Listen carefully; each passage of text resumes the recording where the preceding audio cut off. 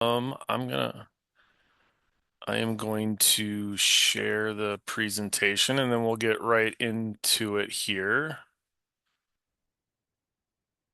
All right, so that should be up for everybody to see.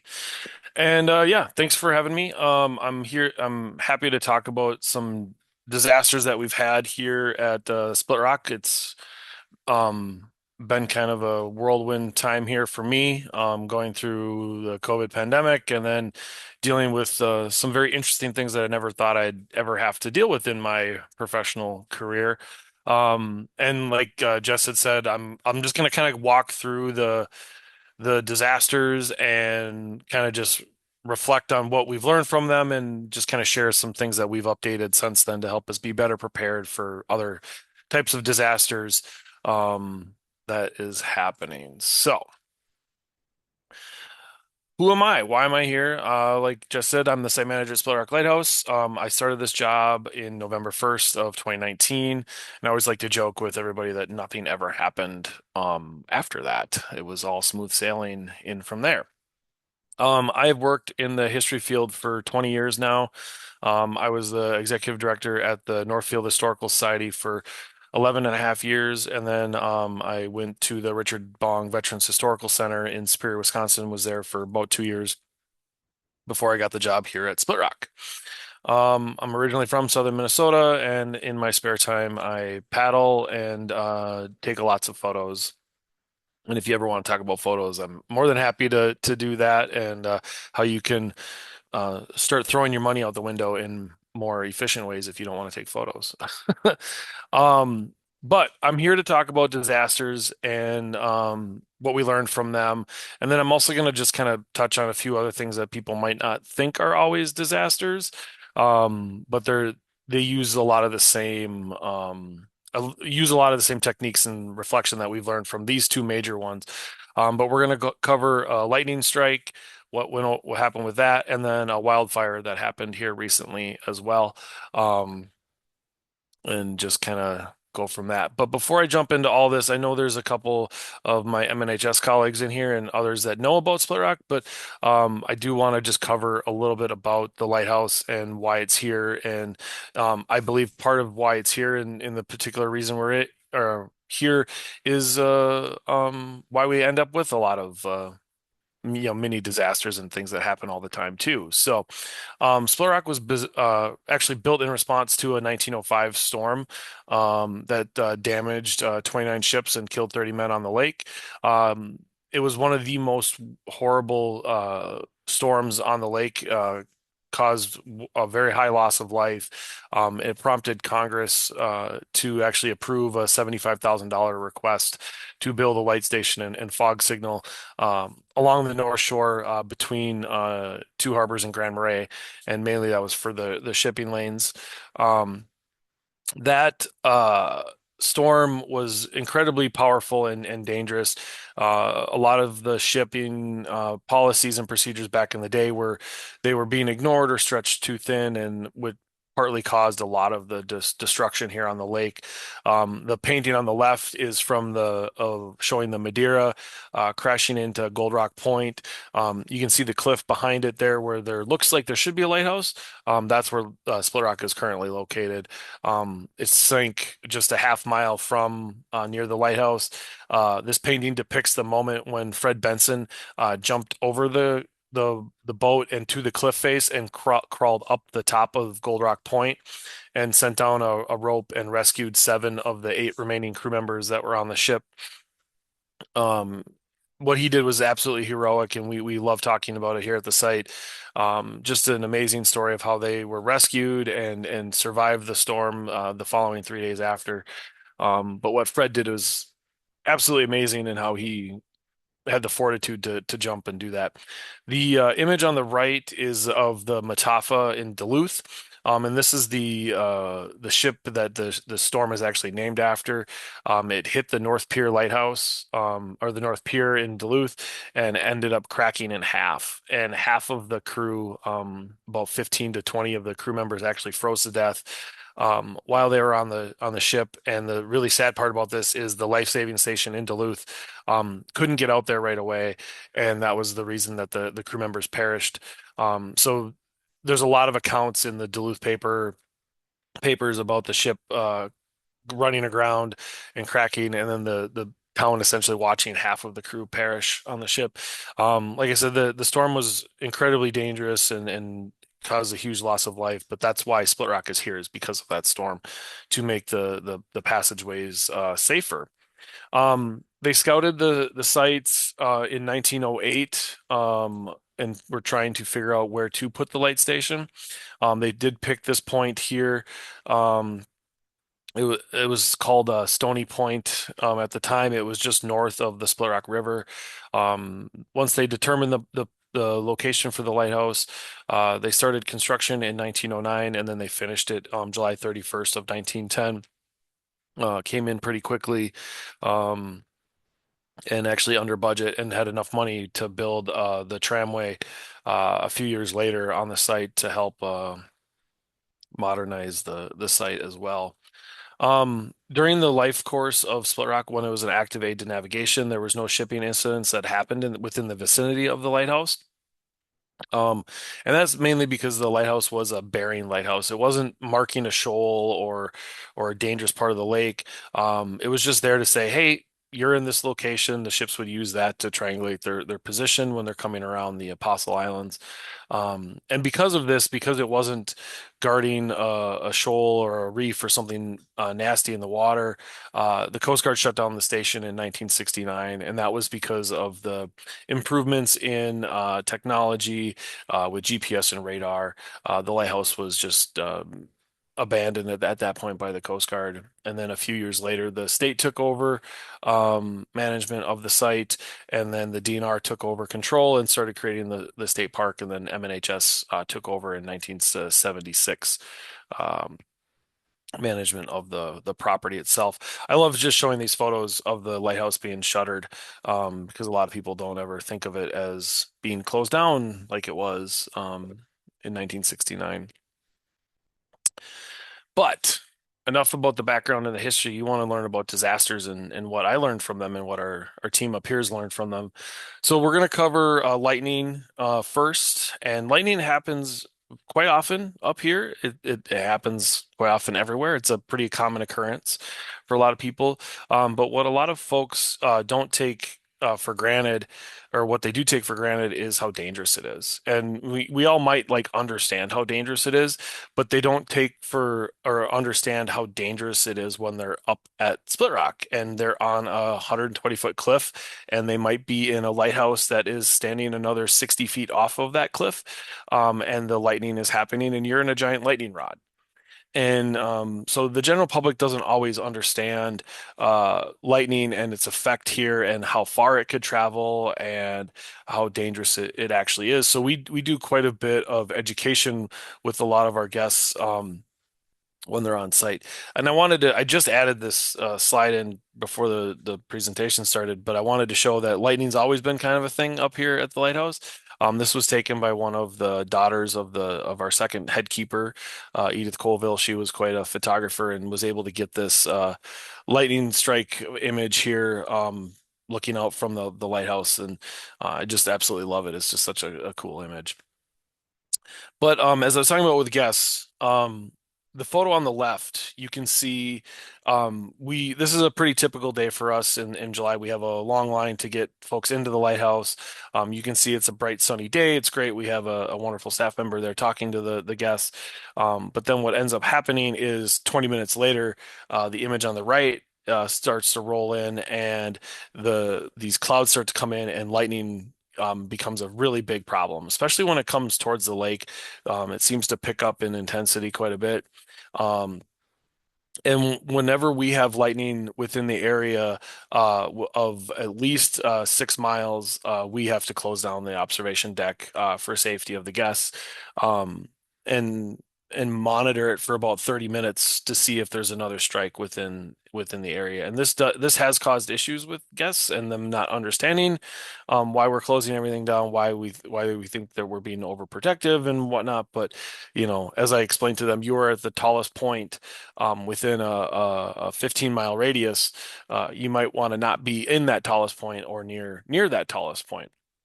And also, a lot of times when it's lightning, it's raining and it's really crappy outside. So you really don't want to be out there when it's happening. And you can see the bug in the middle of the screen there is a big Lake Superior mosquito for you, apparently. Um, but what happened on May 9th of 2022, we had a pretty severe storm roll through on the North Shore. And I was actually over at the house having lunch, and it was a typical thunderstorm, rain, lightning, thunder. But all of a sudden, there was a lightning strike, and it was the loudest strike I had ever heard in my life. I was sitting at my kitchen table in one of the keeper's houses, and the light bulb above my table like got super bright and popped. Didn't like I was like, wow, that was amazing. I didn't think that we actually had a strike or anything bad had happened at the site. So I had actually like finished my lunch, um, walked back over to the site. Nobody had called me from the site on my radio and told me what was happening. And I get over there and the a lot of the electronics in the site are kind of screwed up and um it was behaving a lot like we had lost power. And that's a thing that we have happen here quite a bit. We lose power quite frequently, and the systems just weren't coming back online. And I look outside and I see this mess out in the parking lot, and I'm like, oh, that means we got hit by lightning somewhere very close by. Because you can see the tree had exploded. And I started checking a lot of the electricals around the site and started to see, oh, there's scorch marks. There's a lot of bad things happening. And so we ended up having to close the site down because of this, because we weren't sure what was wrong. Here you can see the lightning had struck the tree and traveled down the tree through the roots and then into a light pole, which was right next to it. And that lightning had gone into the light pole and traveled from the light pole all the way back to where it's powered in our visitor center. And which was kind of a surprise because I had always thought that there was lightning protection on the light poles themselves. And I went back later and looked, and there's supposed to be, except the one closest to the lighthouse to the visitor center didn't have the protection on it, and the not all of them had it. And so that's how the lightning had actually gotten out from the tree through the light pole and then into the visitor center. And you can see here it went through all of the electricals here for the light system in the parking lot, pretty much scorched and melted everything in there, um, and gone through all of the electronics in the basement. Pretty much anything that was plugged in or connected to the electrical systems had gone through and been fried. There's scorch marks all over, like this picture on the left here, and a lot of them are still downstairs. We kind of use it as a reminder. Um, the image in the middle here is our converter for our generator. That was off, which was kind of odd. I was like, that's really weird. Why would this, very high-tech piece of equipment not be functioning right now? Um, and I went out and looked at the generator, and half of the LCD screen on the generator was off, which was really weird too, which to me shows that the lightning had gone through this system and into the generator. The movie theater wasn't working that we have here. None of the stuff in the exhibits was working. It had gotten into the low voltage line system and gone through all of our network that was powered and fried everything in this rack that you can see here. We ended up having to get all of that replaced. And then it went through all of the low voltage wires that we had out on site. And that's how my house ended up having the light pop. There was way back in the day, there was an old intercom system that connected all of the buildings. it connected the visitor center to the lighthouse, to the keepers' houses, to our maintenance garages up on the other side of the property, and it had traveled through all of that. I come to later find out that my maintenance man was sitting at his desk in one of the garages, and as soon as that lightning bolt had hit, a little tiny fireball had shot out of the router that was up in his office there, and like just kind of shot at him. It was just a tiny little one, like went pew, is the way he described it. Um, but that's where the lightning ended, was up in the garages there. This wire mesh mess you can see here was all of the electrical wire from our electrical lines out in the parking lot. All of those have been fried. You can see there's some melting in some areas where the wire casing had burnt off. It was just impressive the amount of wiring that this thing had gone through. Um, so what did we end up having to do? We ended up closing for a day and then another day afterwards to kind of like get crews in to evaluate everything and see what was going on. We ended up replacing all the wiring in the parking lots. The backup generator that we had, a new backup generator, had to be completely replaced because the control boards for it had been completely fried, and we weren't sure what else was left. As I said earlier, all of the electronics for the movie theater had to be replaced. All the wiring for our well pump had to be replaced. I have other pictures of the well pump control system. It had actually popped off of the wall from the power of the electricity going through it. And then the whole intercom system on the site had to be replaced. And it took well over a year for our whole entire system to get replaced and kind of back up to what we've been used to. And we're still finding small things within our electrical system and some of our stuff that we didn't replace at the time. Um, and we're still finding some of the issues, things that are failing, little things at the time that were just little low voltage things, mainly like with HVAC control systems and stuff that we didn't get replaced because we thought that it had been shielded from the strike. Um, so what did we do in all of this? Like I said, luckily it was a pretty crappy day, and we didn't have anybody on site at the time except for staff. So we ended up closing the site down, sent staff home, and then just kind of communicated with everybody internally, and then got vendors up here to look at everything from that. What did we actually learn from all of this? A lot of it was more of just making sure that the grounding protection is actually set up and working the way it's supposed to. If I could go back and do the replacement pieces all over again, I would just say I need every single piece of wiring replaced that we possibly can get to, because like I said, we're still finding small little blips here and there that things are just starting to die over time now. And then also backup systems are key for strikes, mainly battery backups. Um, and I mentioned this earlier, we have a lot of what somebody kind of coined here as like dirty power at the site.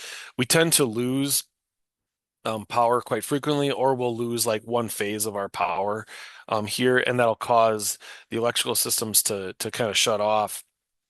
And what we've ended up doing is installing battery backups, UPCs, to help shield some of those systems from those glitches, and then also act as kind of mini surge protectors within the specific locations as another backup to the electrical strikes, because they've really saved a lot of our computers and a lot of our other tech from other similar issues. We've had lightning strikes close to the site since 2022, but nothing that has actually affected the visitor center or the lighthouse or any of the other structures, which has been quite lucky. So now we're going to jump forward to March 12th of 2024. And when I was preparing for this presentation, it was actually on March 12th. And I was like, this was March 12th of 2024. That's 2 years ago. And on March 12th this year, there's a lot more snow out on site. It was kind of interesting, just this juxtaposition that we've been dealing with weather lately. Um, this wildfire, that particular spring had been extremely dry. We hadn't had a lot of snow on the shore. You can see it was a beautiful day. There was no snow. There was stuff was already starting to green up outside. But I was in a finance meeting talking about budget stuff, and I got word that there was a fire down below the lighthouse near the tram building, and so I ended up having to pivot to go check this out. And this was the scene that I was greeted with. This brush fire had started down below the lighthouse. This is the view from the road. A guest had sent this to us, showing the smoke.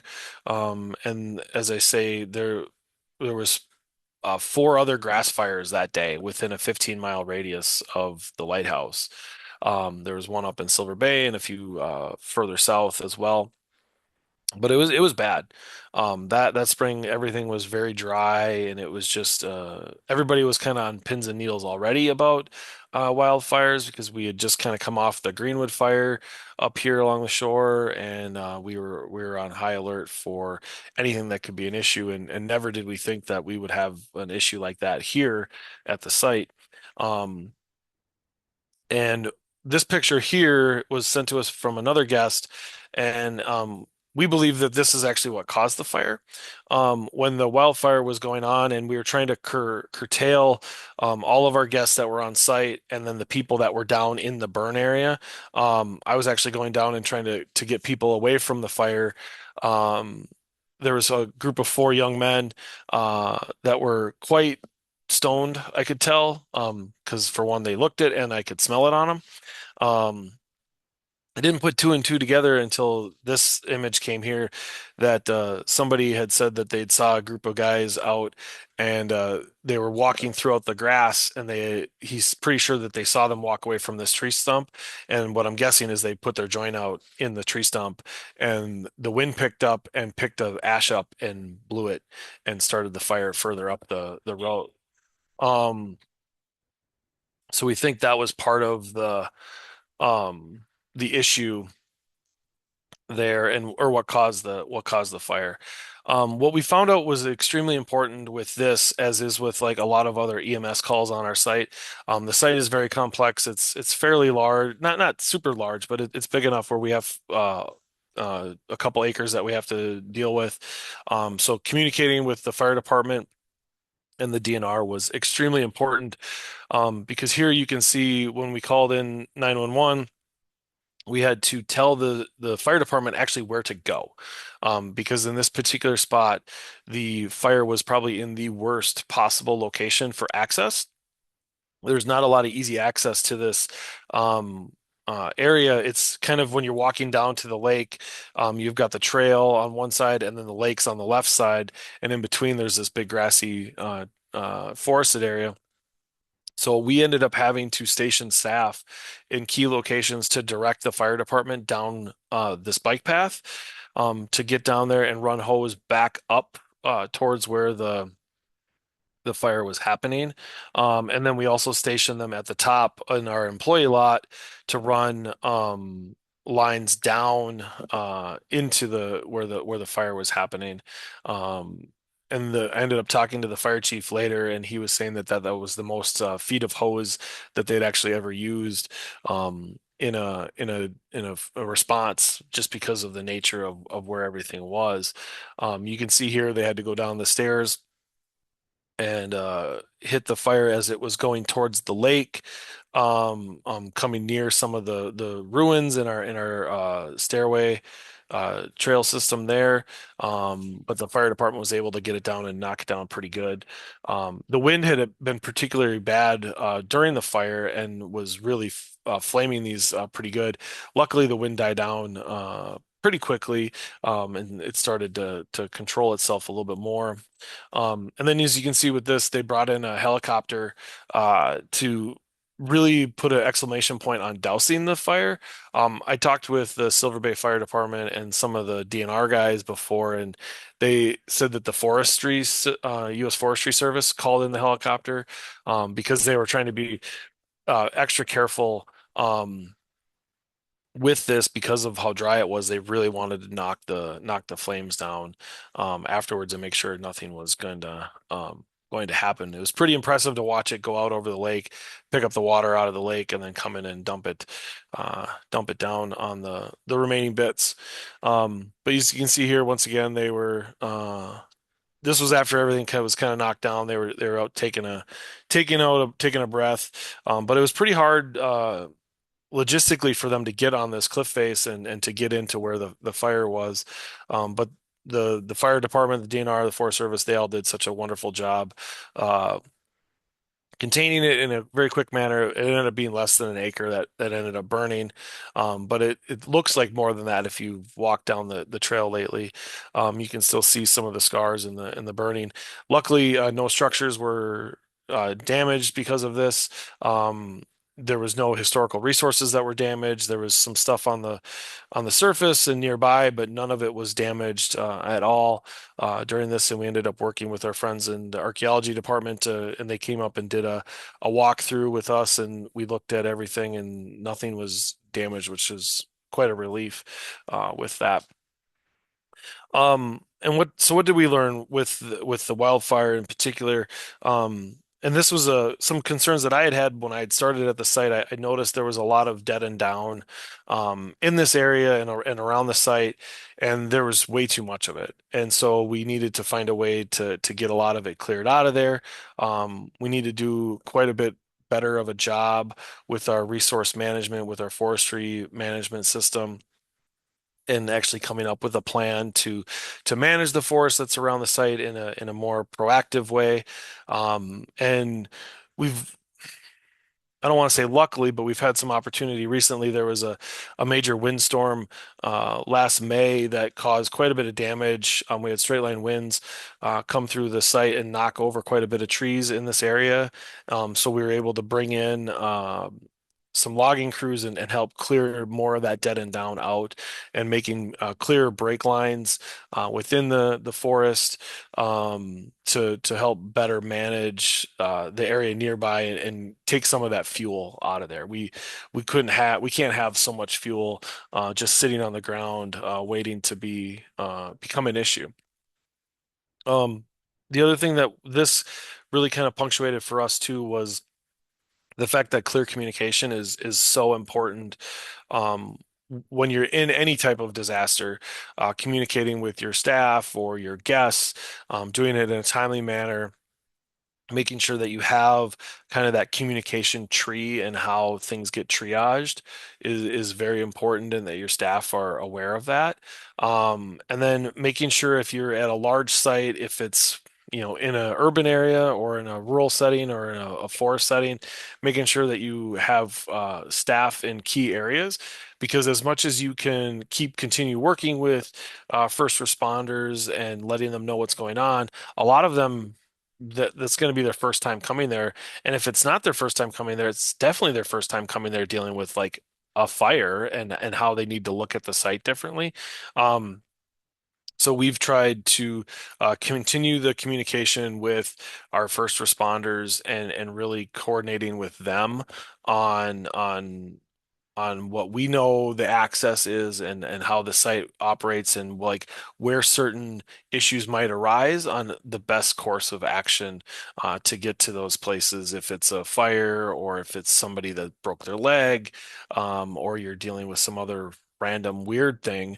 You need to be the one that communicates to them directly how to get there, because you'll probably know the quickest way to get there. They won't know that. Just some of the other things that I wanted to touch on too, like these disasters that we've been dealing with are, they're like true disasters in a sense. But we've had other issues that kind of have a lot of the same issues that these disasters deal with. And one is just a normal guest who has fallen and hurt themselves, or hit their head, or there's like those minor medical issues. For us, we are 15 minutes away from Silver Bay, and we're 25 minutes away from the nearest hospital in Two Harbors. And there's one ambulance service that services like a 60-mile stretch on Highway 61. And so the response time to that is literally 15 minutes.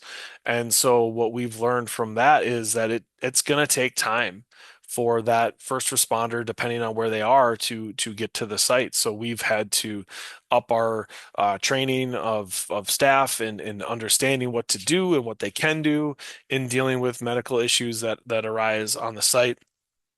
And then we've also had issues like this lovely gentleman here on the right side. One morning I woke up and I looked out the window and he's standing on top of the lighthouse. And so we ended up having to call 911 and deal with the sheriff and, try to track this guy down that was trespassing on the site and didn't know what he was doing. He actually was trying to take some photos for some stupid challenge about getting on top of tall structures. Um, but in all of these cases, the things that I have learned and the one really commonplace thing is you have to stay calm and you have to communicate clearly with what is happening because if you don't, it's just not gonna work. We have had an emergency response plan here at the site for a very long time. It covers a lot of great things. It covers uh, so many wide variety of topics. Um, but what it didn't focus on was like wildfires. A lot of it had to deal with like structure fires, like if you're dealing with stuff inside the buildings or whatever, but it had nothing to do with a wildfire outside that could potentially affect the buildings themselves. So we've had to modify our our emergency response plans to be more inclusive in that sense.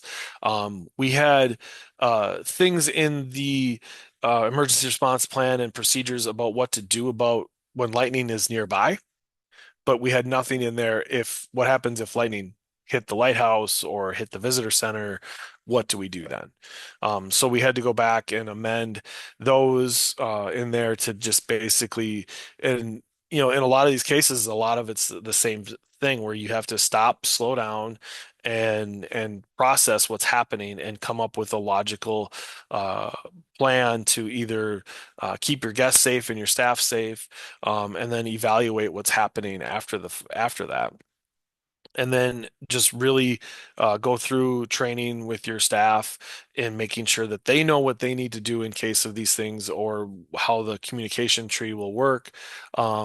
But just make sure that everyone is on the same page and understands what they need to do in case something weird happens.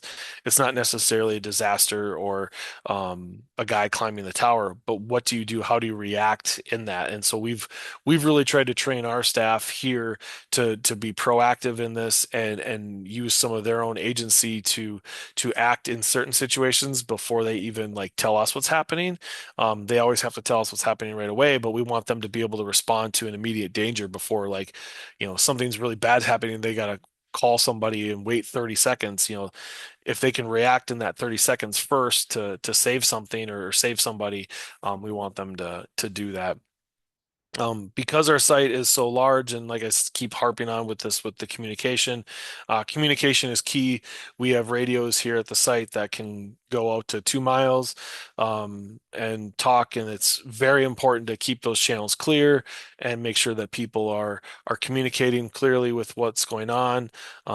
So those are always key. And then following up with the first responders after the incidences are very important. Just like kind of giving them a one through of like, this is what we noticed. What did you notice? What can we do better? And that's where talking with the fire department, we were able to figure out like, I was like, should we do these walkarounds with you guys yearly? And he's like, that's not going to matter so much more as like, if you put people in positions to tell us where to go, that's going to be the easier way because, they have people that cycle out and deal with different parts of the shore or wherever they're at dealing with other emergencies, they're not going to remember in their head, oh, at Split Rock, if we have a fire down by the lake, we have to go down this pathway and then they have to cut us across this way. It's not going to work. So we always train our staff, especially when we get new staff on, like, all right, if we have an issue, we're going to send you to this place or we're going to send you to this place and you're going to communicate and you're going to talk to us on what's happening. Um, The other thing that we've noticed, and I've mentioned this before too, is the response times vary dramatically depending on where they are up the shore. Like I said, we've had response times of 15, 20 minutes to 2 minutes. We're not in a small community that has a system nearby. We're in the outskirts. So if you're somewhere that could be an issue. The other thing that I didn't realize until I had to call 911 for a guest that had fallen and hit their heads down on the shore. Um, was when I called 911, my phone went to the Wisconsin 911 center, and that's because my GPS pinged at some point over to Wisconsin. So if you're near a border and you call 911, you might want to just tell them where you're at first. Or if they have an emergency line direct instead of through 911, you can call that as well. But when I called 911, I had to tell they were like, "Well, wait a minute, your address isn't popping up." And I said, "Well, I'm in Minnesota." And they were like, "Oh." So they had to bump me over to Duluth first, and then I got bumped up to the Two Harbors Center. It took a lot of extra working there, but I had never realized that was an issue moving forward. So, um, like I said, the biggest thing that I've taken through with all of this is really um, don't panic when you're in these situations. It might be really chaotic and scary at first, but if you've done your own research and you have prepared yourself and your staff, it's okay to be scared and be nervous about stuff that's happening. That during that wildfire, I was absolutely terrified. Of what was happening to the staff and my family because they were here and like all the guests that we had, like trying to make sure that all of that happens. But you just can't panic. You have to keep a level head. You have to be able to communicate properly on 911 or to your staff or the visitors of what's going on. Because when you can do all of that, the emergency piece of it, will go a lot easier to track what's happening down or to get to the core of things, to learn how to be better from it. So, that's a lot of what I can say. And my best piece of advice is when you're faced with something like that, just don't panic and communicate with everybody. So, that's all I've got, Jess. I know I went a little shorter, but I did end up talking a lot faster than I thought. So, if anybody has questions, I'm happy to take them, or we can talk about whatever else too. So, Sure. So if anybody does have a question, if you wouldn't mind putting it in the chat or raising your hand, Bailey and I can navigate those. And to get us started, I'll just throw out one question. Um, regarding the lightning strike, it sounds like this has been kind of this long-term process of discovering delayed issues that have come up. Is Are those issues that you've discovered, 3, 6, 9, 12 months after the fact, covered by your insurance policy, or how are you navigating those, newly discovered repairs that are needed? so the stuff that was found probably 6 months after, like immediately after the lightning strike, we were able to kind of work a lot of those into the insurance piece of it. But anything really after that, we've had to kind of just chalk it up to our own repair budgets and things to deal with. Specifically, once we got past that year marker, the insurance company was like, "We're not willing to listen to you anymore about the other electronic things that you're finding that you say are broken because of the strike." But it was kind of interesting because the specifically when dealing with all of the tech stuff that we had in our theater, we thought maybe it was just the tech people thought it was just like the sound system that got fried. But then we like all of a sudden the projector started to go like 3 months later, and the video player started to have these weird little hiccups and glitches in them, and we're like, this was like just a few months ago, like that's probably all tied into it, and we just need to replace the entire system, and that we were able to get into the insurance claim as well. Nice. Nice. And so you're part, sorry. So you're part of the Minnesota Historical Society, and funding is kind of tied to that. Did that put a lot of pressure on you budget wise in dealing with all these additional repairs that weren't covered under your policy? So I know it did put a strain on us for like the immediate after like afterwards, like the 12 months after. Um we were, and it did take up quite a bit in the budget that we were pulling this stuff out of. There's a fund that we have that kind of does for like emergency repairs and stuff like that. MHS has that set aside. But it ended up did eating into quite a bit of it. And when you're dealing with all these historic structures that we deal with, that gets used all the time. So when I was saying, well, I need this for electrical systems or this or that, it was taking away from other projects that were needing those repairs at the same time. So yeah, it did kind of put a little bit of a tax on what we were doing.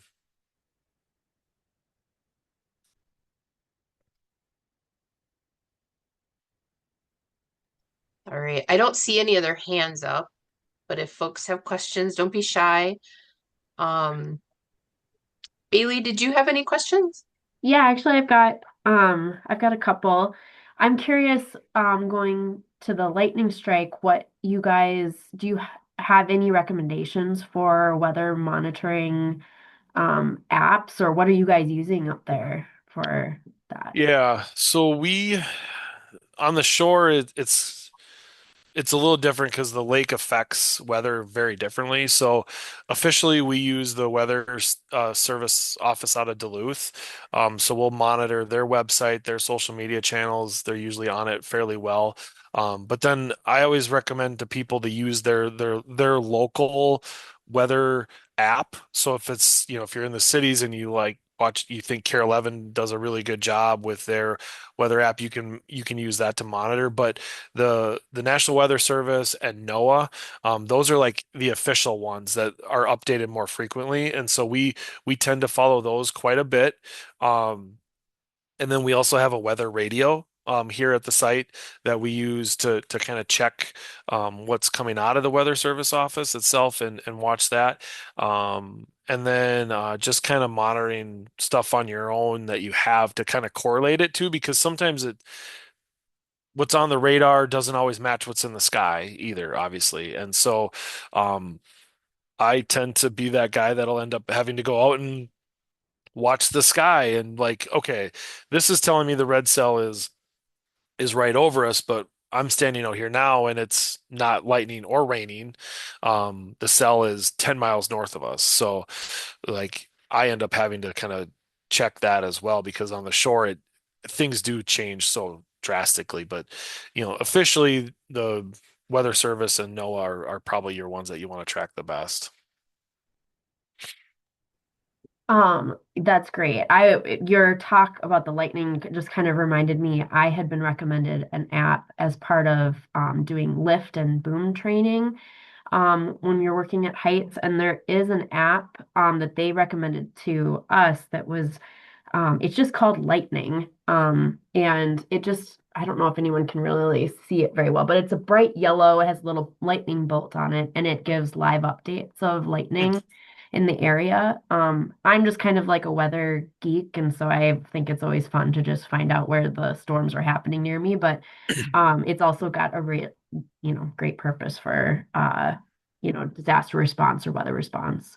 We use on the site we use some lightning detectors here as well, and those have detections within, I think it's like 30 miles, 15 miles and 6 miles. They're like, it's kind of an odd stretch, but we use those as like, if we get it in the red where it's within the 6 mile mark, that's when we all kind of like, okay, we need to pay attention. That's when the like myself and another manager will then go outside and have the lightning monitor with us and see if it's actually registering it.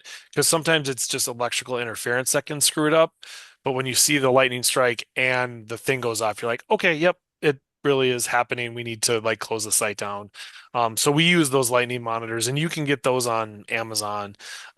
If I could, I don't know it off the top of my head, but I could send it to you and share you with what we have because we found that it works inside the lighthouse, which is good because that there's a lot of steel and brick in there. Mm, And so it's pretty, we found it to be pretty reliable in that sense. awesome.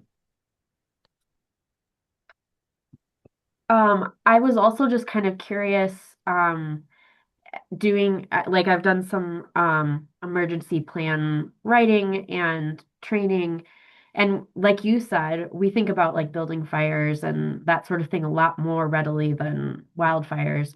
And I know like one of the things we recommend to people when they're a part of annual preparedness is like doing a walkthrough with your fire department just to, like you said, continue that communication.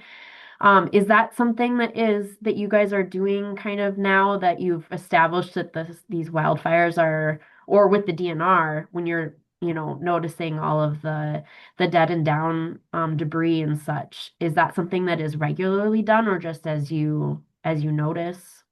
Yeah, so we have a pretty tight relationship with the DNR because we operate within the same footprint.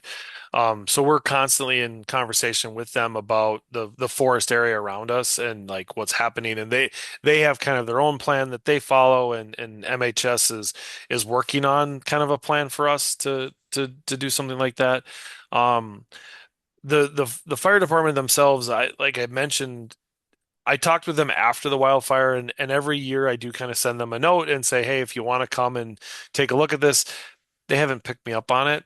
And so that's why like making sure my staff are the ones that understand what's happening.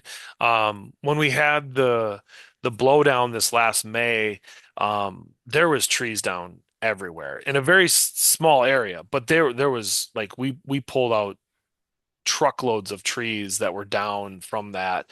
And I talked with more of the forestry management guys and them about like, what do you think? And they're like, yeah, you should really pull this out of here, and we should look at making cleaner breaks for you closer to buildings and all of that stuff. So that's more where we've been working with. I still extend these opportunities to the fire department, but they're all volunteer too. So it's really hard to get them to come to do things, and that's why I put a lot of pressure and training into our staff to make sure we know what we have to do when something like that hopefully doesn't happen again. But I have one more question for you, Hayes. So the with you chatting about the experiences that you had with these emergencies, you sound relatively comfortable in dealing and responding with emergencies or the potential for that.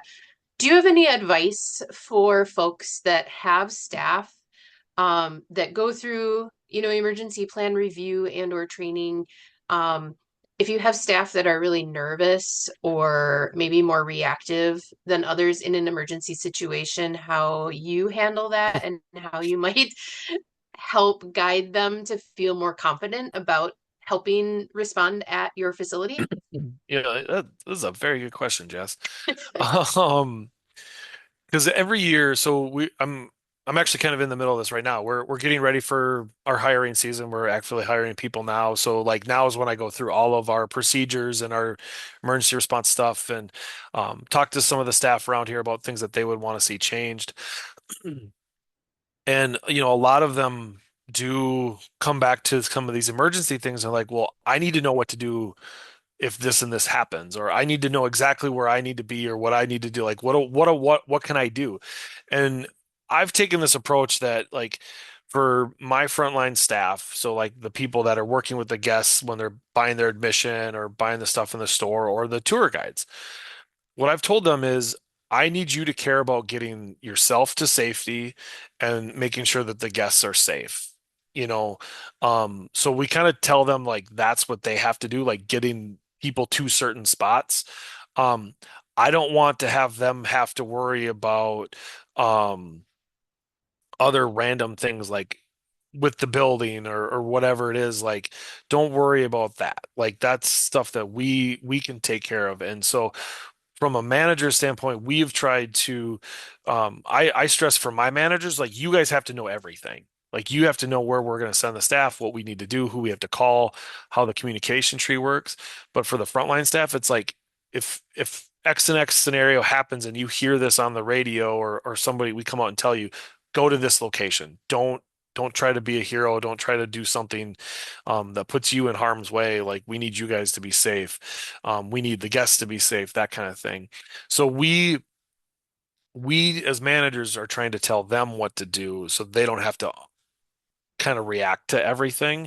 I know that's not probably everybody's route to go with it, but it is what I've found that is the most kind of calming way for people because it puts them in the mindset of like, okay, I only have to deal with like one thing, or I'm going to be told where I need to go to deal with this. So when I talk about training the staff, a lot of it is for like my managers or higher level staff that or my like my maintenance guys like this is where you need to go. And part of the reason I laughed when you asked the question is I had during that wildfire I had an interpreter who like just took it upon himself to like I'm gonna go help run hose with the fire department. I'm like, no, you are not. Like, I had to go down there and like grab him. Like, you cannot be going down there and running hose with the fire department. Like, you're not even a volunteer fire department like guy. Like, just stay the hell out of there. Like, don't do this kind of stuff.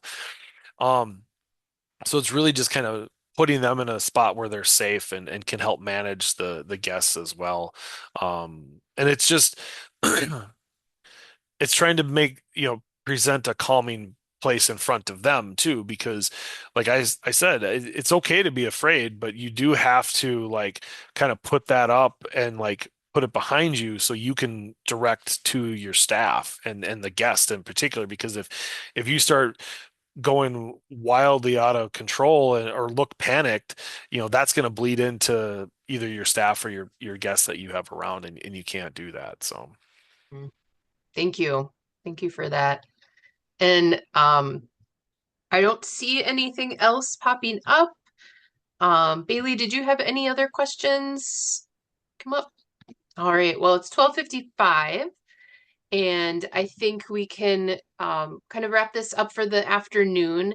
Hayes, thank you so much for your time and sharing your experiences and your reflections on the various incidents that you've dealt with, which I was chuckling a little bit talking about the wildfire start. That was unexpected. yeah. I'm sure for everybody. And thanks everybody who is here attending. We really appreciate your time and your attention and helping us make this disaster series successful. Again, this recording will be available in the near future at the website for the Minnesota Alliance for Heritage Response at alliance4response.org. We'll also have other helpful resources there for planning for and preventing emergencies and the emergency response. And then don't forget about those workshops that we mentioned at the beginning. They're also on the Alliance website with registration information. And the two workshops regarding handling materials are free for Minnesota residents through Midwest Art Conservation Center. So please check those out. Otherwise, everybody have a wonderful afternoon and a wonderful Friday and weekend. And again, thanks for being here. Take care.